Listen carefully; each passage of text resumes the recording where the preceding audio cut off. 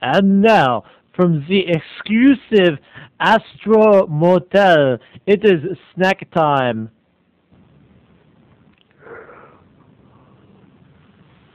Oh, hello everybody, and welcome to another wonderful scrumdiddlyicious 5-minute episode of Snackboy. It is, after all, snack time. Back when I was living in Washington, D.C. Oh, excuse me. Back when I was living in Washington, D.C., I was waiting tables, and I had the opportunity to work at the nicest restaurant in all that is Washington, D.C. It was called 71. And the reason it was called 71 is because it was right there on the corner of 71 Pennsylvania Avenue. It's where all the politicians went. It's where I waited on. I got to be subservient to Marion Barry, and I got to be subservient to Sharon Pratt Kelly or Dixon or whatever her name is. Anyway, I got to be very subservient to a lot of famous politicians, and the fact that I don't like being subservient and I don't like politics makes the story that much more intriguing.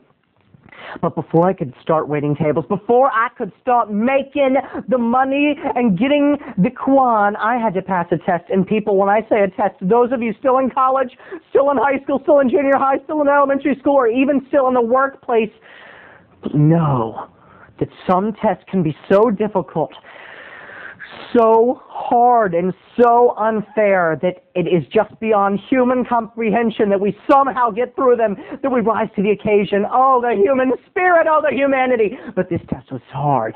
I mean, I think if you lined up 10 lawyers, they would pass the bar quicker than they could pass the 71 menu exam. It was so hard, people. I had to know every spice.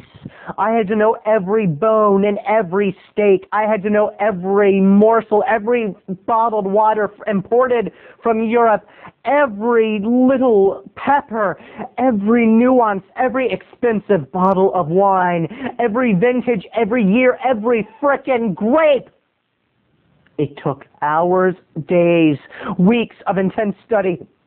I remember I was taking no-dos and I was starting to just have so much energy I couldn't control myself. I didn't even know what I was doing, but I was still studying, and I burnt that midnight oil, and I finally went to take the test, and the guy giving the test is so scary.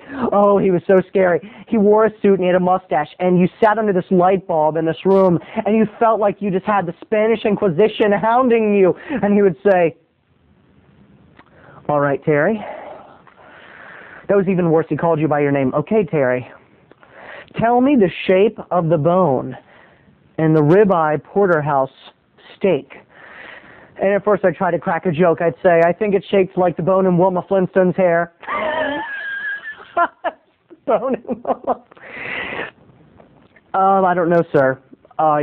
You didn't pass. So I had to go back to the drawing board, and I had to study again. And I took more no-dos and more caffeine, and I was shaking, and I was burning the midnight oil. Whoops. Burning the midnight oil from both ends.